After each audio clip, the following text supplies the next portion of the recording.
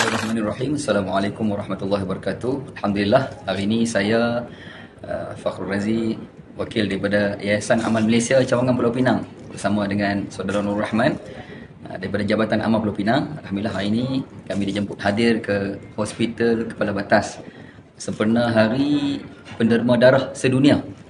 Ada Hari Derma Darah Sedunia dan majlis dianjurkan di sini di Hospital Kepala Batas meraihkan Yayasan Amal Malaysia dan Jabatan Amal Malaysia Cawangan Pulau Pinang untuk hadir menerima anugerah, kira anugerah penghargaan program kolaborasi bersama Yayasan Amal dan Jabatan Amal Pulau Pinang bersama dengan Hospital Kepala Batas. Setiap kali menganjurkan program derma darah, dan setahun kita buat 3 kali bersama, kolaborasi bersama. Dan kesempatan ini saya nak ucap terima kasih kepada tuan-tuan perempuan yang setia sudi follow kami, Yayasan Amal Pulau Pinang dan Jabatan Amal Pulau Pinang, untuk program derma darah. Tuan-tuan perempuan lah, semua ni daripada tuan-tuan perempuan.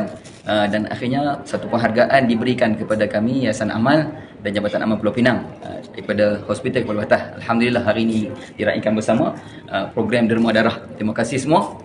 Terima kasih Hospital Kepala Batas sudi meraihkan kami dan menghargai kami, insya-Allah. Assalamualaikum warahmatullahi wabarakatuh.